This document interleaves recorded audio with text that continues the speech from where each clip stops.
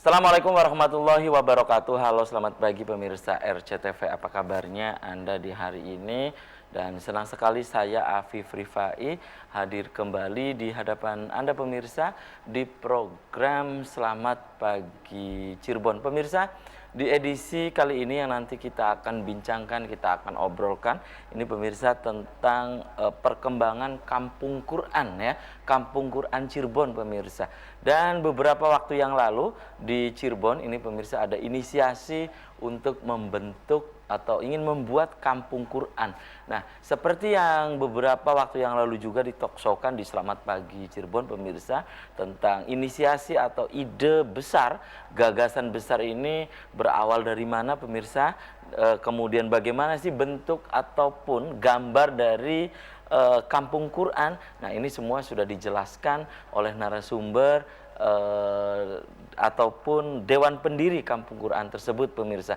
Dan di pagi hari ini tentang Kampung Quran, nah bagaimana perkembangan update-nya, apakah saat ini infrastruktur termasuk bangunan fisik ya, kemudian apakah sekarang sudah menerima santri dan seterusnya, nanti kita akan bahas, kita akan bincangkan di edisi pagi ini dengan Dewan Pendiri Kampung Quran pemirsa. Kemudian bagaimana kegiatan dari santri mandiri. Ini yang salah satu gagasan ya yang dicetuskan oleh Kampung Quran itu dengan kegiatan ataupun dengan membentuk santri mandiri ya. Santri mandiri juga seperti apa? Nah, itu sudah dijelaskan pemirsa oleh Dewan Pendiri ya dalam hal ini pemirsa. Kemudian juga tentang kegiatan pendidikan di Kampung Quran saat ini juga seperti apa? Nah, itu juga pemirsa nanti saya akan tanyakan ke narasumber di pagi hari ini. Dan ada satu hal yang menarik bagi saya yang nanti akan saya tanyakan. Ini kenapa hal ini selalu dibenang merahkan, selalu dikaitkan dengan Al-Quran pemirsa. Baik dari sisi pendidikan, ya pendidikan agama, pendidikan seterusnya nanti kita akan obrolkan di pagi hari ini. Dan berikut pemirsa, saya baca dulu berita dari halaman utama atau di headline Koran Juara, Koran Radar Cirebon di edisi hari ini. Dan ini pemirsa berita yang sedang hangat diperbincangkan, yang sedang viral saat ini pemirsa. GMBI bikin onar, rusak fasilitas umum dan fasilitas Polda Jawa Barat. Kroyok polisi, naik patung macan lodaya. Itu pemirsa. Markas di Cirebon disisir, diminta untuk serahkan diri. Itu pemirsa ya, silakan Anda bisa membaca selengkapnya di halaman utama Koran Radar Cirebon hari ini. Kemudian proyek triliunan terintegrasi kereta api cepat Jakarta-Surabaya. Nah, menanti kereta api melayang di Cirebon pemirsa. Itu ya. Rencana jaringan jalur kereta api di kota Cirebon sesuai rencana induk Perkeretaapian Nasional. Anda bisa membaca selengkapnya di halaman utama Koran Radar Cirebon, Koran Juara di edisi hari ini. Ya, kemudian ini pemirsa dari halaman Metropolis atau dari kota Cirebon ya. Ini pemirsa informasi dari kota Cirebon. Nah, Dinas Pendidikan dan Dinas Kesehatan telat susun LKPD. Nah, 15 Februari BPK RI akan lakukan audit.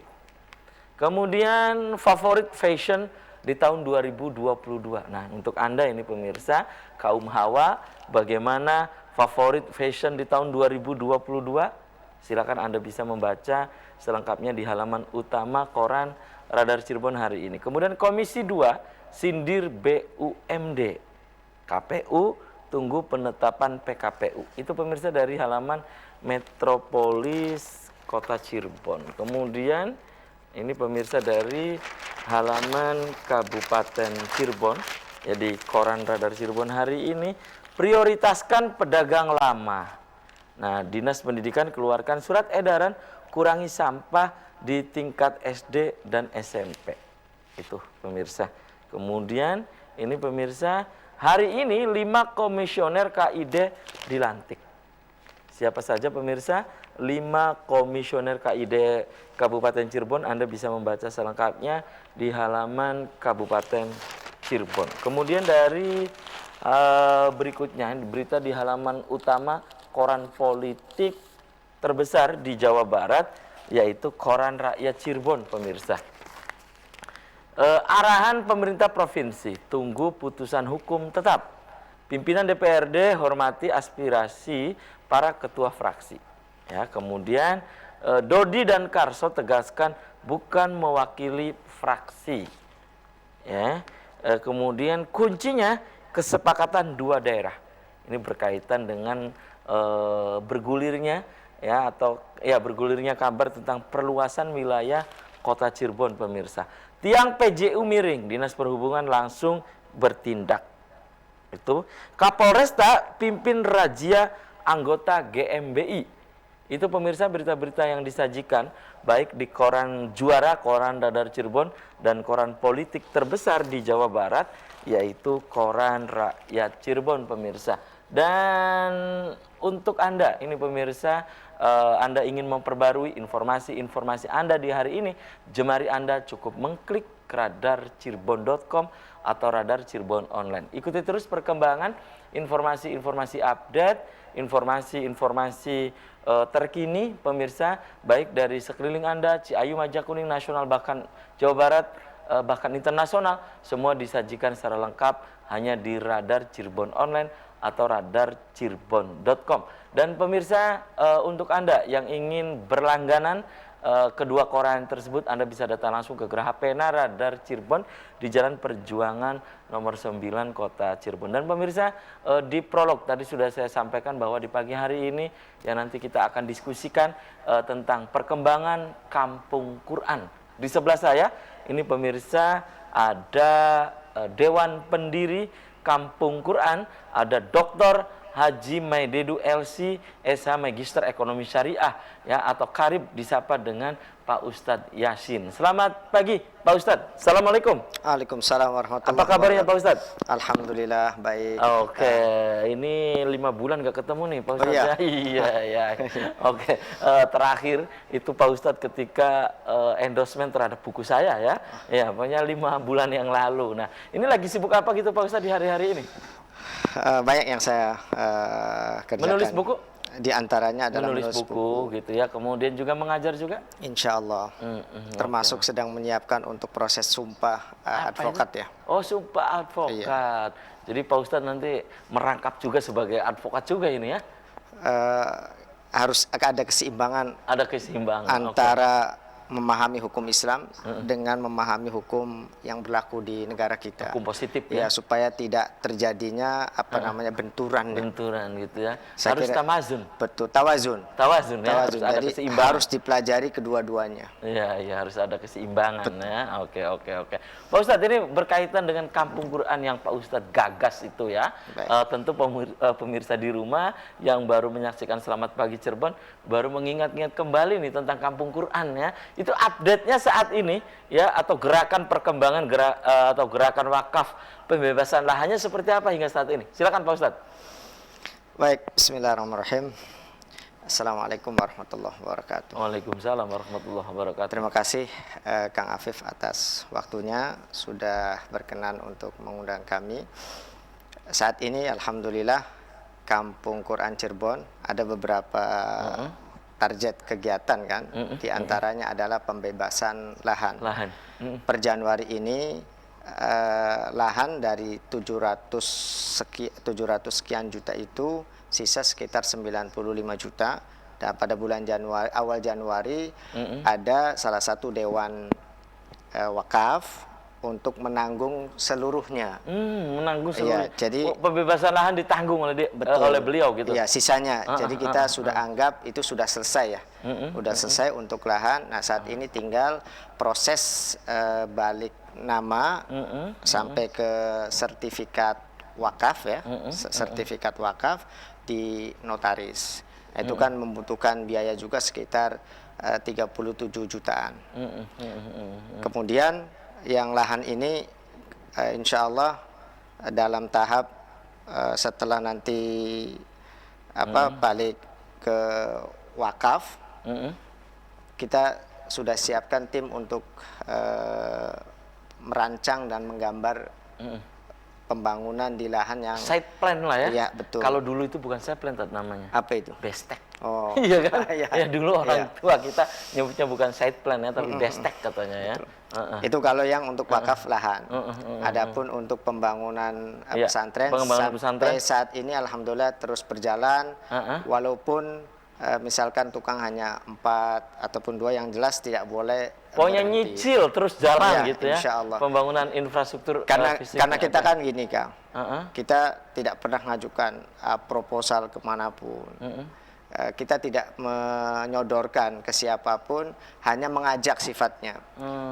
Ada satu perbedaan ya Antara mengajak, betul, ketika kita sodorkan misalkan kepada Kang Afif, karena nggak enak atau karena terpaksa dan sebagainya, akhirnya harus ikut andil. Tapi ketika kita mengajak, orang-orang yang berarti malaikat lah yang akan datang.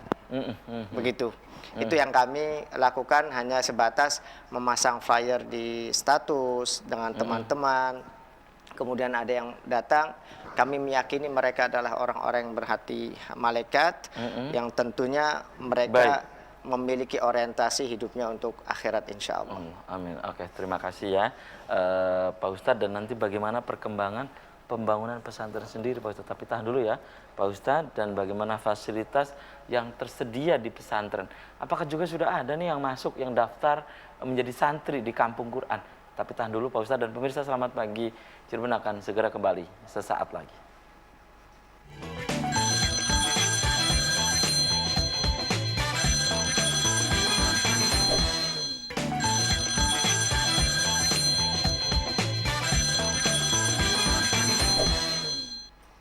Ya, Anda masih di Selamat Pagi Cirebon pemirsa, dan saya langsung ke Pak Ustadz Yasin ya. Pak Ustadz Yasin, tentang perkembangan pembangunan pesantren, kemudian juga fasilitas yang tersedia di pesantren Kampung Quran saat ini seperti apa gitu Pak Ustadz? Silakan Pak Ustadz Yasin. Terima kasih Kang Afif. Yang pertama, saat ini tahap pembangunan sudah naik di lantai 2 untuk asrama. Itu emang berapa lantai rencananya? Rencana 3 lantai. Oh, 3 lantai. 1 itu untuk kegiatan belajar, artinya kelas. Lantai 2 itu untuk kamar santri. Di lantai 3 itu untuk ruang pertemuan terbuka ya. Ruang pertemuan terbuka, termasuk untuk menghafal. Karena menghafal ini kan butuh suasana yang hening, suasana yang menghafal nyaman. Al-Quran maksudnya? Menghafal Al-Quran tentunya. Nah itu kita ciptakan di atas, di lantai 3 ini Tad itu. ya. Nah ini betul, betul ini. Ini lantai 2 ini. Ini baru lantai 2 untuk kamarnya. Insya Allah kita targetkan di Februari ini beres. Ending lah ya. Insya Allah. Nah ini kemudian yang kedua yang sudah ada fasilitas saat ini. Oh, sudah ada apa? Rumahnya Kiai ya. Oh, rumah Kiai atau rumah pimpinan. Iya, rumah Pak Ustadznya ya? Oh bukan. Oh bukan. Ada di sana. Ini adalah rumahnya Pak Kiai yang sudah kita siapkan, dan sudah ada ustadznya di situ, sudah Pak Kiainya, dan sudah ada Bu Nyainya. Beliau lama di Mesir ya. Oh, lama di Mesir. 10 tahun. Oh, 10 tahun. Ini suasana malam hari di Kampung Quran, Kampung Quran kita ciptakan supaya apa namanya itu nyaman ya di malam hari untuk menghafal Al-Quran. Jadi kembali lagi pada fasilitas yang sudah ada. Nah, ini adalah ruang makan. Ini adalah ruang makan. Dan itu santrinya Tad ya? Betul. Ini santri yang ikut karantina bahasa Arab. Oh. Jadi kita karena belum asrama atau fasilitasnya belum memadai cukup betul, belum memadai ya, makanya kita model pembelajarannya seminggu, 2 minggu, seperti itu. Jadi kembali lagi pada fasilitas yang saat ini sedang kita adakan. Yang pertama adalah lantai 2 untuk asrama santri. Adapun lantai pertama saat ini sudah dipakai untuk kamar kalau malam, kalau siang untuk kelas. Jadi ketika siang kita tata apa namanya meja kursi belajarnya. Baik. Kalau malam ya kita gelar lagi untuk tidurnya. Kemudian sudah ada ruang makan, ada 5 unit kamar mandi ya. kemudian ada rumah pimpinan yang memang standby di situ 24 jam, dan kita ada sarana olahraga juga. Dan ini luasnya berapa hektar sih, Tad? Kalau dibangun semua, Tad? Kalau sudah jadi gitu? Oke, kalau sudah jadi, ini pesantren ini kan kita namakan Kampung Quran ya. Filosofinya itu berharap satu kampung ini menjadi pusat kajian, pusat pendidikan tentang Al-Quran di kota Cirebon. Harapannya entah itu 50 tahun ke depan atau 100 tahun ke depan, 1 abad ke depan ya. Iya, kita berpikirnya jangka panjang ya, ini menjadi pusat peradaban pusat Quran, budaya tentang ilmu-ilmu Al-Quran. Jadi bukan cuman untuk kota Cirebon saja, tetapi untuk Indonesia bahkan dunia insya Allah. Itu ya. Maka kalau berapa hektar gitu? Ya satu wilayah bisa jadi misalkan wilayah sekitar situ satu kampung ya. Saya tidak bisa mengira-ngira berapa hektarnya itu. Karena kan akan jadi pusat ini. Ya. Entah itu 1 dekade ke depan ya. Betul. 10 tahun ke depan gitu. Betul. Ya saat ini masyarakat situ masih ada yang baru belajar tentang cara baca Quran. Ini kan kita membina yang sudah ada dan kita juga membangun fasilitas untuk pendidikan yang belum ada. Baik. Itu ya, Tad ya. Dan ini berarti punya cita-cita ke depan gitu ya. Cita-cita ke depan ingin membangun peradaban Quran gitu ya. Betul. Baik di kota Cirebon, bahkan Indonesia, bahkan dunia. Iya. Nah, Tad, kalau kegiatan santri mandiri itu bagaimana, Tad? Kalau kegiatan santri mandiri dari awal memang sudah ada ya. Mereka kita bekali dengan kegiatan berupa unit usaha seperti yang kemarin kita sampaikan, ada madu, ada jahe serbuk, ada jahe rempah, kemudian ada hidroponik. Itu santri, punya santri itu? Itu punya santri. Jadi santri yang nanti memasarkan? Betul. Jadi gini Kang, kenapa kita namakan mandiri? Kami hanya menyediakan lahan. Lahan ini digarap oleh mereka, hasilnya untuk biaya hidup mereka, untuk biaya kuliah mereka, karena mereka kita kuliahkan. Mereka kita dari kuliahkan, hasil penjualan itu ya? Dari hasil itu. Dan yang mengelola keuangan apa semuanya adalah santri itu sendiri. Mereka setiap awal bulan cukup melaporkan posisi keuangan sekian. Makanya kita sebut dengan santri mandiri. Jadi tidak kita terus diberi ya. Saya ingin menumbuhkan mental berusaha, bukan mental berharap atau mental peminta. Iya, begitu. Ya, menumbuhkan itu ya. Iya. Karena Islam ini bukan agama yang mengajarkan kemalasan, tapi Islam mengajarkan kita harus giat, kita harus semangat, bekerja keras. Makanya kalau kita amati ayat-ayat Quran itu, ada surat Al-Mudaththir, ada surat Al-Muzammil, itu kan berkenaan dengan bangun pagi, bangun dini hari ya. Menandakan di sana apa? Menandakan di sana bahwa kita ini harus full activity. Tentunya aktivitas ini yang orientasinya adalah mencari ridho Allah. Dan tentunya dari yang tadi disampaikan oleh Pak Ustadz itu ada pesannya bahwa kita jangan malas, kita jangan culas gitu ya. Betul. Iya kan? Karena begini Kang, Allah ini siapkan rezeki kan banyak lah. Salah satu pintu rezeki sudah ada yang disiapkan oleh Allah. Yang berikutnya ada pintu rezeki yang didapatkan dengan bergerak, dengan berusaha. Maka kalau misalkan kita menjadi orang yang malas, tidak mau bergerak, nggak akan ada keberkahan dari situ. Sehingga bergeraklah, karena hidup ini adalah untuk beraktivitas. Tentunya tadi yang saya sampaikan, mencari ridho Allah Subhanahu wa Ta'ala. Itu ya. Oke, Tad. Itu santri mandiri. Kalau kegiatan pendidikannya bagaimana, Tad? Kalau kegiatan pendidikan kita Pertama ada santri mandiri, yang kedua ada untuk santri reguler ya. Santri reguler ini insya Allah Januari ini Februari. Penerimaan? Ya, Februari ini kita sudah penerimaan untuk santri reguler tingkat SMP atau madrasah sanawiyah.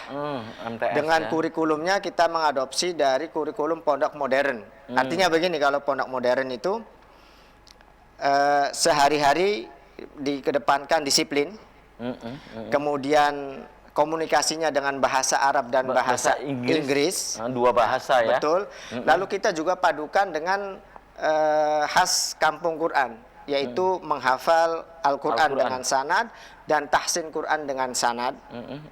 Di samping juga mereka belajar kurikulum pemerintah yang dari Kemenag.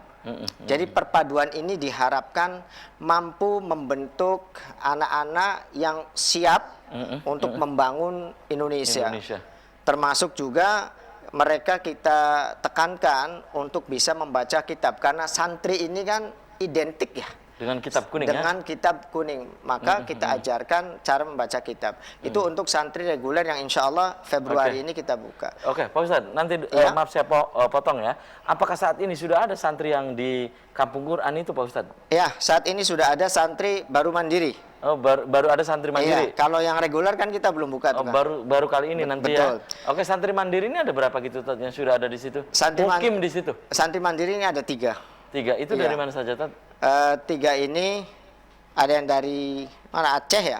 Aceh. Kemudian ada yang dari Karawang dan ada yang dari Cirebon. Ada yang dari Kuningan, bukan Cirebon. Nah ini mereka kita memang baru mampu mengcover untuk 3 orang ini. Sebenarnya targetnya adalah 6. Kemudian ada juga kegiatan berupa keagamaan. Apa itu? Kegiatan keagamaan ini seperti kajian ibu-ibu. Oh, ibu-ibu. Ya, kalau biasa ini tadi desa-desa itu ngaji kuping gitu kan? Ngaji kuping. Kuping ya. Tapi kalau ini kajian ibu-ibu ini istimewa. Ada tafsirnya, ada tajwidnya, ada hikmahnya, dan yang terpenting apa itu, mereka belajar menerjemahkan Al-Quran walaupun tidak memiliki basic bahasa Arab, dan dipastikan bisa insya Allah. Karena kami juga ajarkan kepada mereka tentang nahwu dan sorofnya. Nahwu sorofnya ya. Betul. Kalau kegiatan sosialnya ada tidak, Tad? Kegiatan sosial ada. Apa itu? Kegiatan sosial salah satunya kita siapkan satu perangkat atau satu paket kain kafan dengan serbuk-serbuknya ketika ada keluarga yang meninggal, masyarakat dari situ ada yang meninggal, dan dari kalangan tidak mampu, kita siapkan. Ke depan insya Allah kita siapkan mobil jenazahnya, ambulannya, termasuk tim untuk pemuliaan jenazahnya. Insya Allah ke depan akan kita siapkan. Baik. Oke, tahan dulu ya, Pak Ustadz, itu kegiatan-kegiatannya. Kemudian apa sih gitu ya target ataupun kegiatan pendidikan santri mandiri itu apa saja? Tapi tahan dulu ya, Pak Ustadz Yasin dan pemirsa. Selamat pagi Cirebon akan segera kembali usai pariwara berikut ini.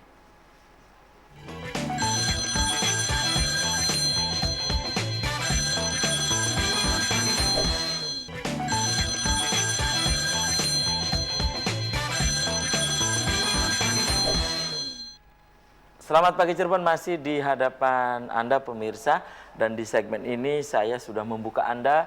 Silakan Anda bisa bergabung di line telepon 0231 482138. Dan pemirsa, bersama saya di pagi hari ini ya, saya masih bersama Ustadz Yasin.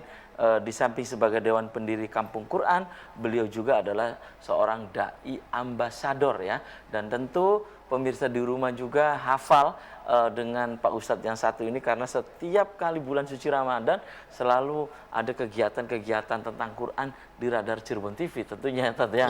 Iya, oke. Dan kembali saya ke Pak Ustadz ya. Ini kegiatan pendidikan santri mandiri itu apa saja gitu kegiatannya, Pak Ustadz?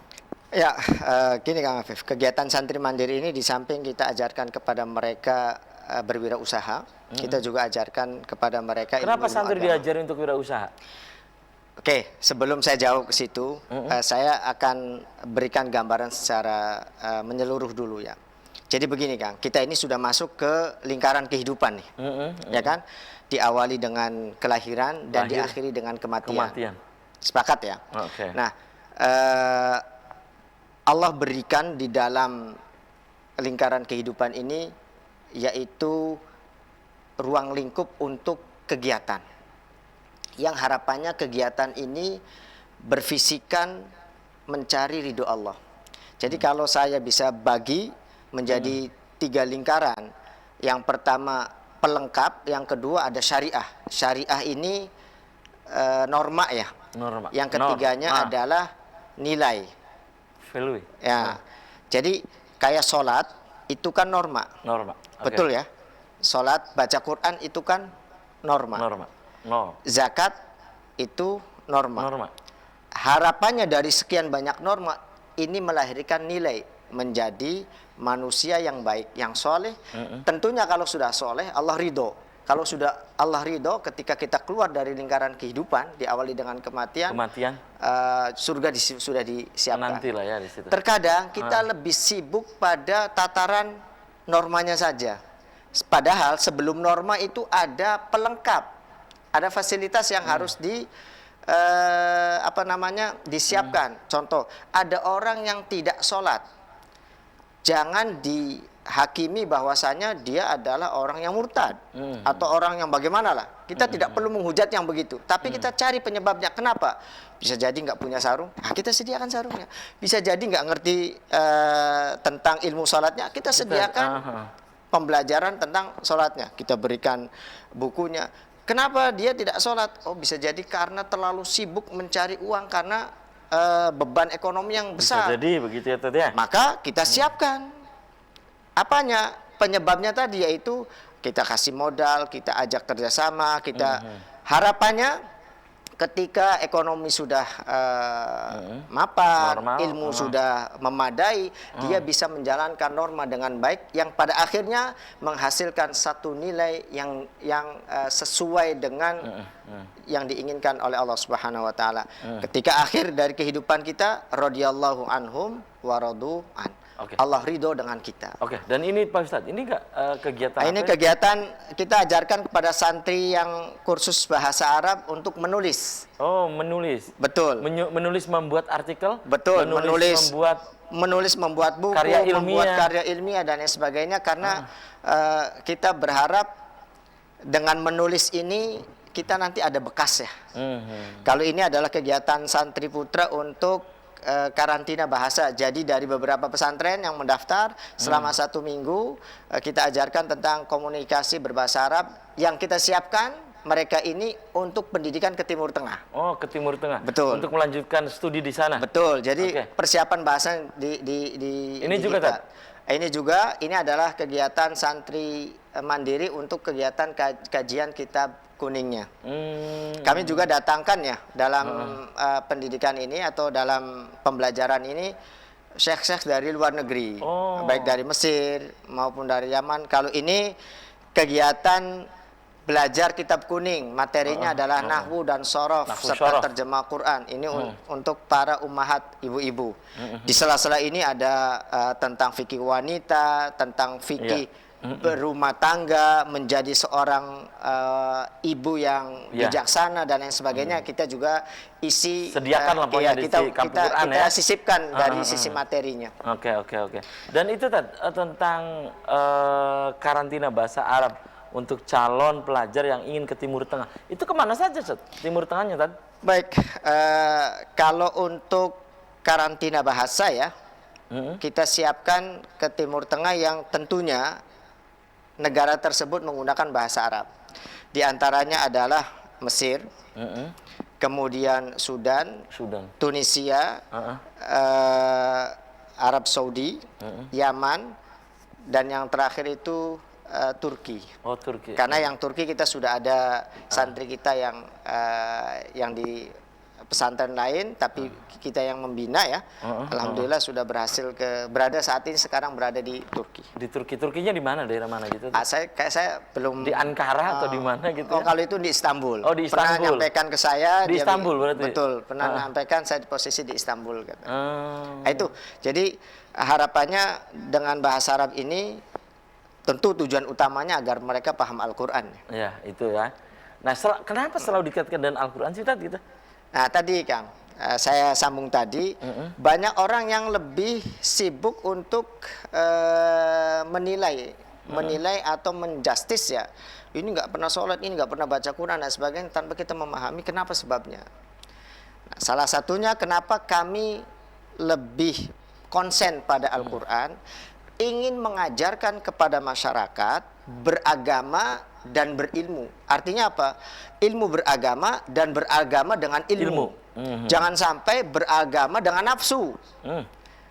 Kalau beragama dengan nafsu yang pada akhirnya agamanya dijual. Kalau dia punya nafsu politik, nah nanti dikait-kaitkan itu. Ya, agama dan politik gitu. Agama dan politik. Kalau dia punya nafsu kedudukan, dia pakai agama sebagai alat untuk mencari kedudukan. Kalau dia nafsunya di kemasyhuran, keterkenalan dan sebagainya, popularitas, nah, dia pakai itu agama. Akhirnya apa? Agama ini menjadi rusak karena segelintir orang. Karena jadi komoditas itu ya. Betul. Makanya kami ingin mengajarkan, mengenalkan agama ini dari Al-Quran. Karena hudan, ya kan? Quran ini berfungsi sebagai petunjuk. Harapannya ketika beragama dengan ilmu, artinya dengan Al-Quran, menjadi manusia yang beragama dengan baik, bijaksana, dan tentunya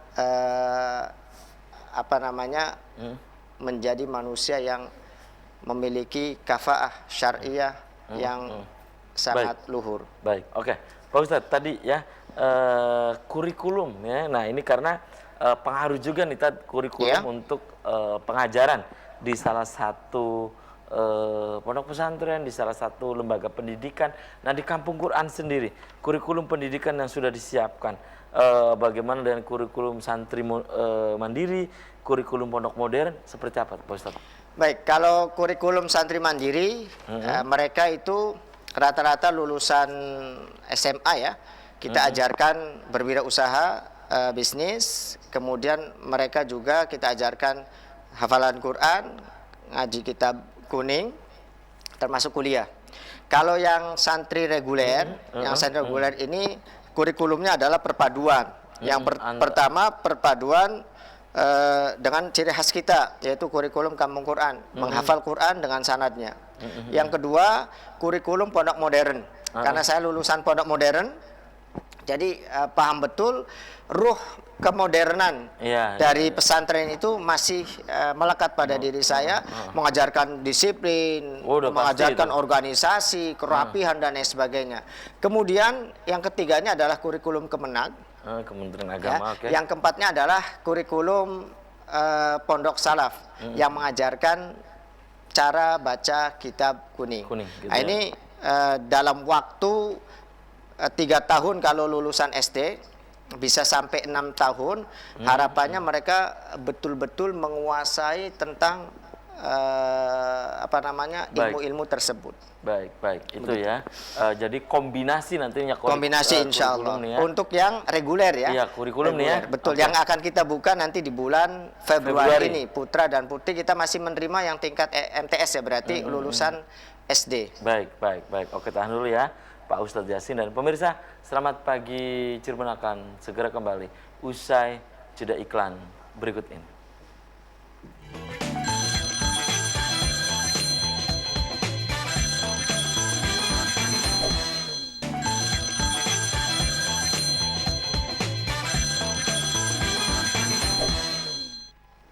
Terima kasih, Anda masih di Selamat Pagi Cirebon pemirsa.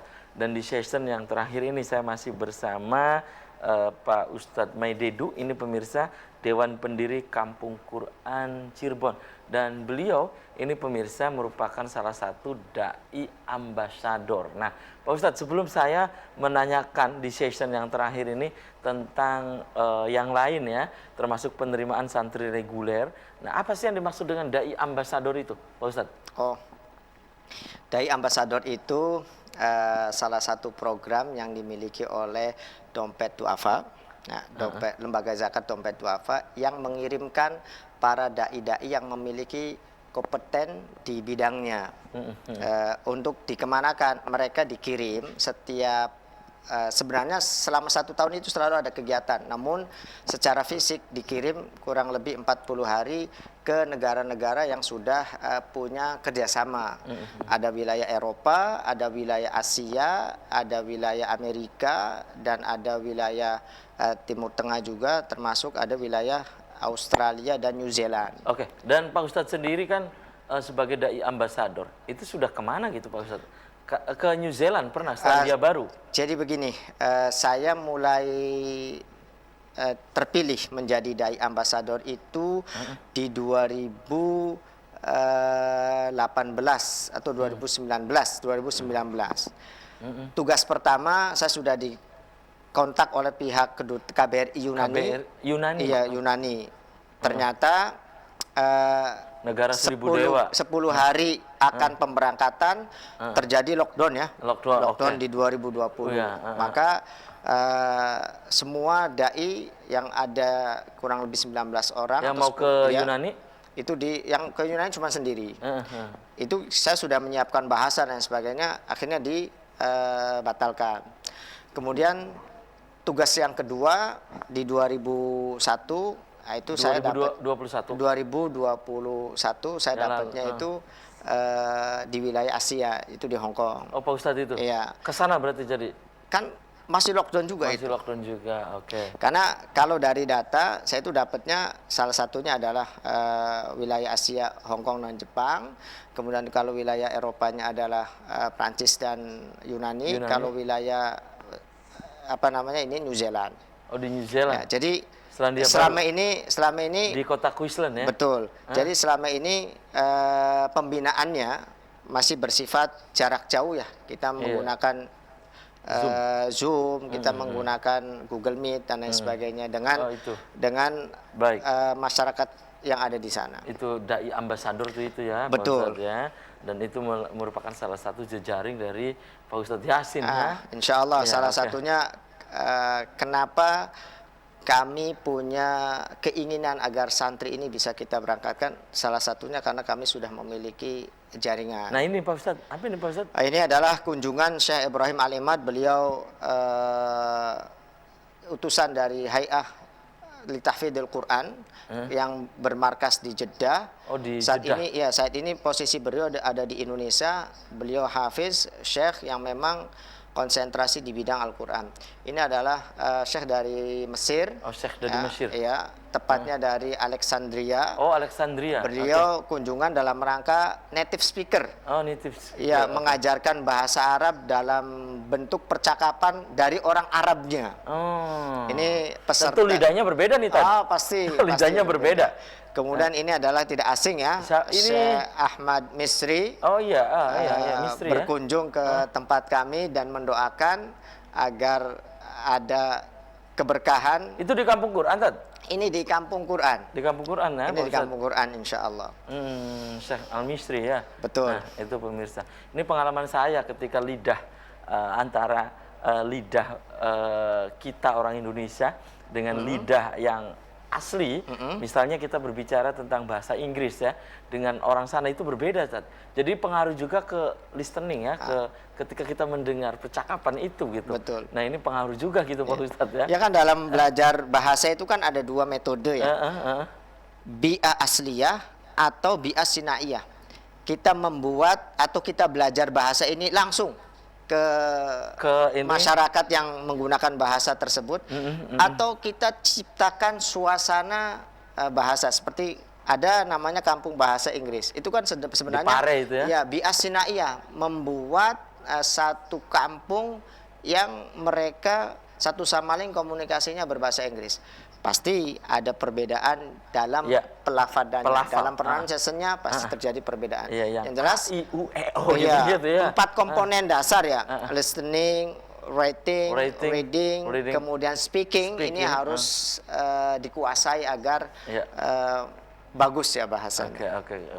Oke, kembali ke santri nih Pak Ustadz ya. Ini kapan sih penerimaan santri reguler?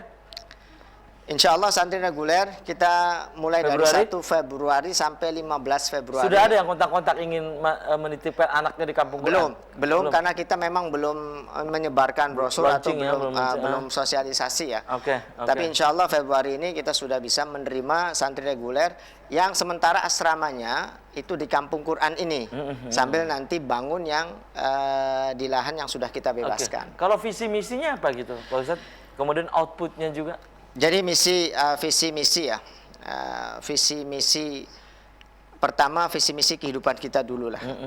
Visi misi kita ini adalah cari ridho Allah Subhanahu Wa Taala.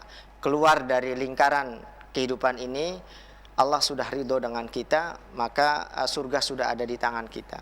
Sehingga saya selalu mengajak begini, tidak usah sibuk dengan ibadah orang lain, tapi kita harus bisa sibuk untuk menyiapkan agar mereka tertarik untuk menjalankan agama, untuk menjalankan ibadah. Kalau mereka tidak bisa baca Quran, kita siapkan Qurannya, kita siapkan gurunya, kita ajarkan mereka tentang baca Al-Quran. Kalau mereka tidak bisa sholat karena masalah ekonomi, kita siapkan ekonominya.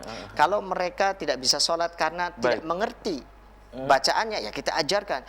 Jangan bisa cuman untuk menghakimi, menjelek-jelekkan, karena agama itu bukan tujuannya atau bukan dengan cara menjelek-jelekan, menghardik, mencaci, memaki, itu bukan dari agama. Baik. Ini adalah misi dan visi dalam kehidupan Outputnya? kita. Kalau output untuk santri ya, santri reguler. Kalau output untuk santri, kami ingin menanamkan ruh marwah, ruh keislaman dan ruh keilmuan pada diri mereka, supaya bisa menampilkan agama ini dengan baik. Sehingga kalau mengajak pun dengan santun, kalau berdakwah pun dengan santun, dengan bahasa yang baik.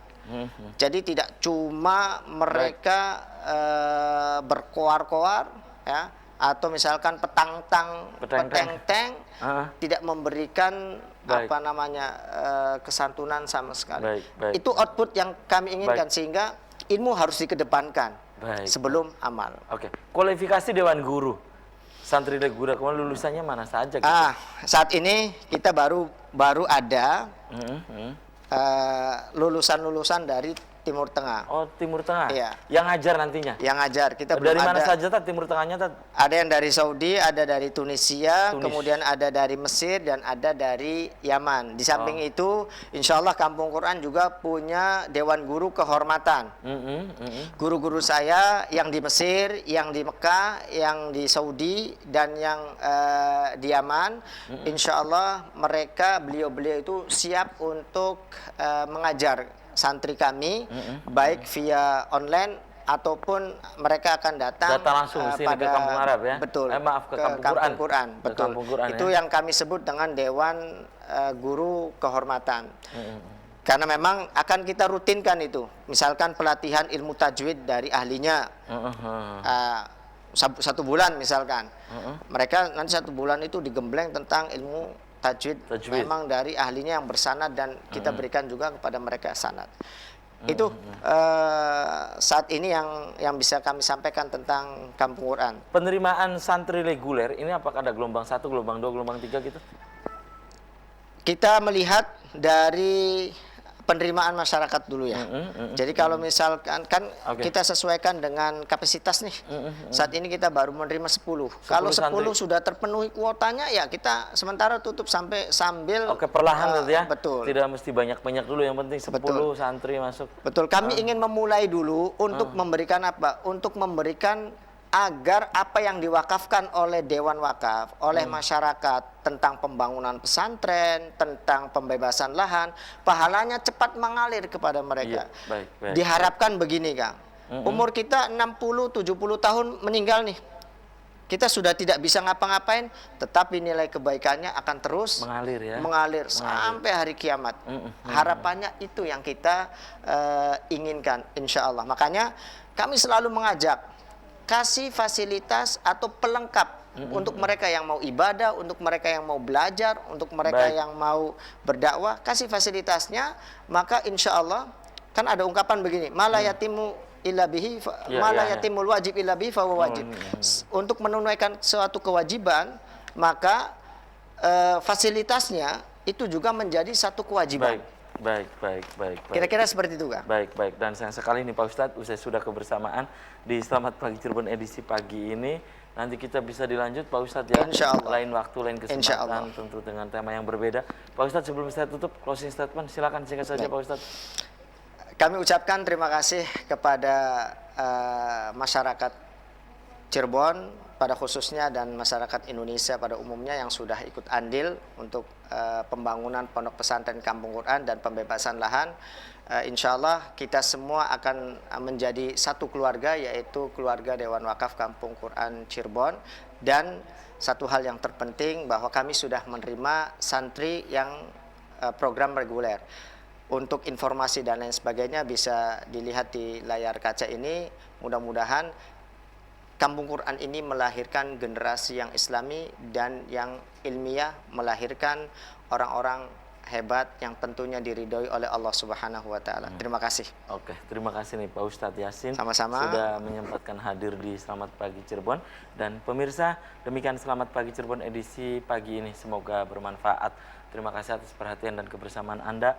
Akhirnya saya, Afif Rifai dan kerabat kerja di pagi hari ini harus pamit undur diri. Sampai jumpa lagi besok.